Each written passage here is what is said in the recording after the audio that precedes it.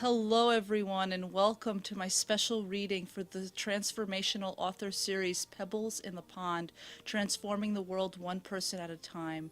My name is Dorit Sasson, and I'm the creator of the Voice of the Voiceless program and book. The name of my chapter is called The Best Time to Get in My Way. Sometimes your only available transportation is a leap of faith. Margaret Shepard. I'd like to think that teaching English to Israeli schoolchildren was the ultimate cultural journey, but my life coach saw it as one that would allow me to connect all the dots of my life purpose and help guide me forward. It all began in March 2011 when she asked in an email, "Where do you think your life story could lead you if you allowed it to lead the way? What do you think you would gain both professionally and personally if you came out fully with your life story?" After years of living on a kibbutz and teaching English to Israeli schoolchildren, both my husband and I felt we needed a professional change. We decided to try our luck in a Jewish community of Pittsburgh.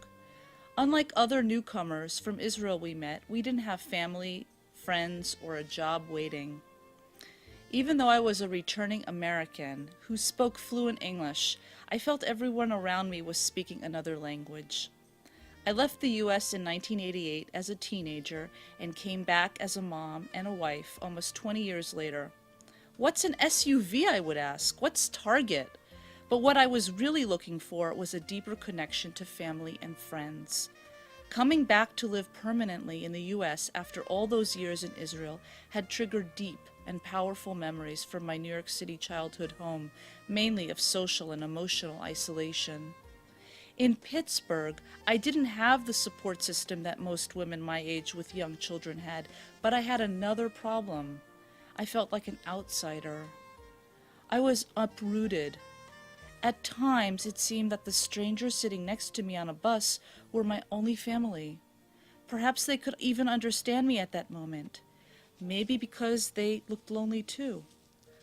I didn't know how to react to this new environment at first, so I started a journal to help me cope with the social and emotional isolation I felt from sacrificing my own home, family, and friends. I recorded what people said, how they looked, no matter how painful the scenario, in order to get perspective.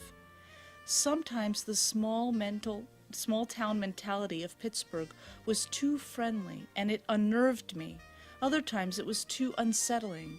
The theme of finding a connection in a world of darkness very quickly emerged in my writing.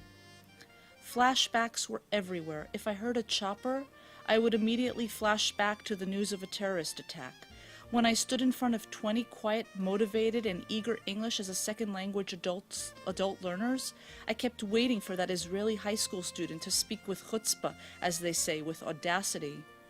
During that first year, I said to my adult ESL students, "We share a global language. I know what it's like to live in a foreign country and be misunderstood, alone, and isolated. I know what it's like to give up everything for the sake of something new and unfamiliar." They smiled. Like a bowl of hot chicken soup, my words warmed them. Up until this point, no one had even heard or seen me in my writing, but in the program, I had the chance to finally strip myself down. I shared some of my snippets with other professional women. They loved the imagery and the feelings it invoked, and how I had tapped into my now guidance to help me step into my own light. One day, I got this email from my life coach. She said, "My very strong sense is there's a whole new path waiting for you. It will make use of your talents as a storyteller, your training as a teacher, and your very natural gifts for connecting with those who feel like they don't fit in, and your brilliant gifts as a writer." This really spoke to me. Could this be the big break I was looking for? Being heard and seen gave me a reason to let my soul shine for myself and for others. There was a certain magic that happened in the following months when I felt recognized and valuable.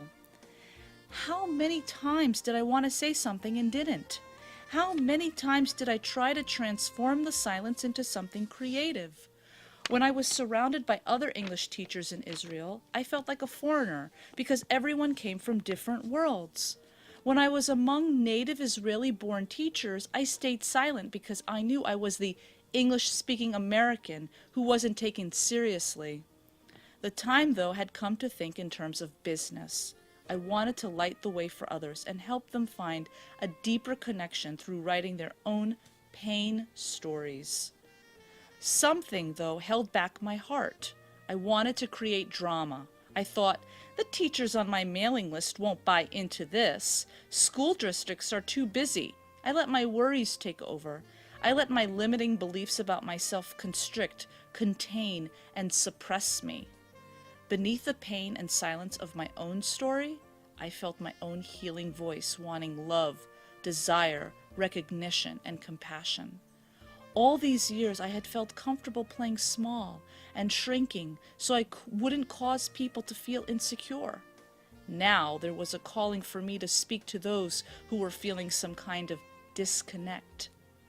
As I started to write the book, Giving a Voice to the Voiceless, I looked for models I could use to put my vision into action. I found curriculum templates online. But what I really needed to do was to stop getting in my way as I had done for years. So I created a blog called The Voice of My Own Life Story that would allow me to experiment, let people see my pain stories.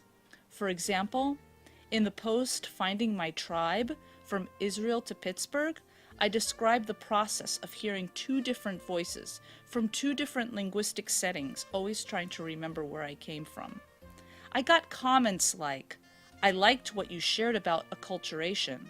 Very personal and heartfelt. You have found yourself and you know where you are going. Good for you. This is eye-opening and should make every reader who is native to the United States have some empathy for those who have chosen to come here. Thanks for sharing your insight. Wow, love this post. All the tribes we have joined and continue to join daily. People were actually reading and commenting on my writing. Wow. In creation mode, my enthusiasm about my new direction jumped. The new blog made it real. Our voices emerge when we are most honest with our painful elements of our life stories. We just need to really tune in and listen to the darkest parts of our being. I wanted, however, affirmation that I wouldn't be leaving the teacher shoes entirely. I searched my inbox for some more clarity from my life coach, who wrote, "You can always teach to teachers. You can always speak on the curriculum you've created.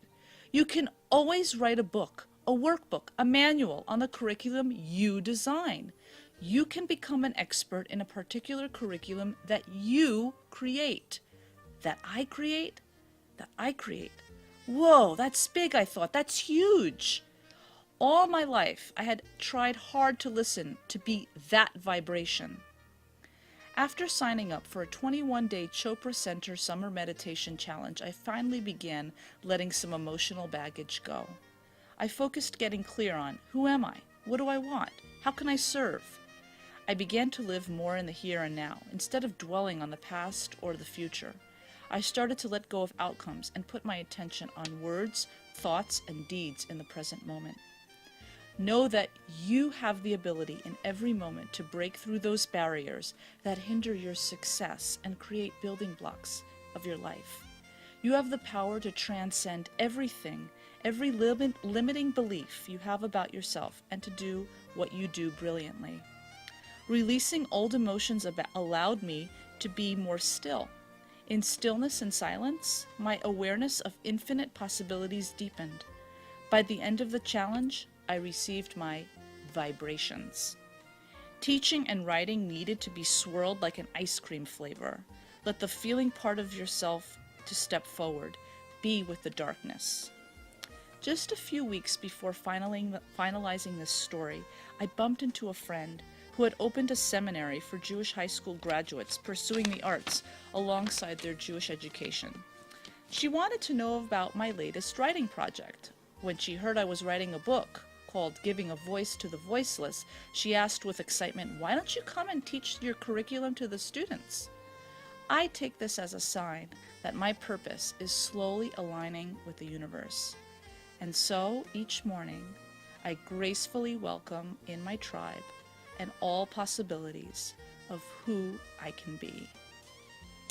So that's the personal transformation of my story, and I am so glad I'm able to share that with you. It's going to be published in this anthology called Pebbles in the Pond, Transforming the World One Person at a Time.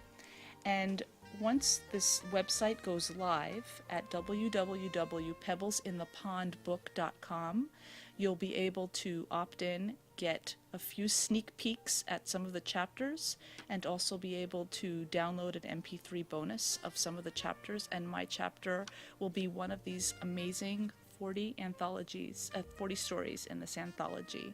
So thank you so much for sharing this moment with me.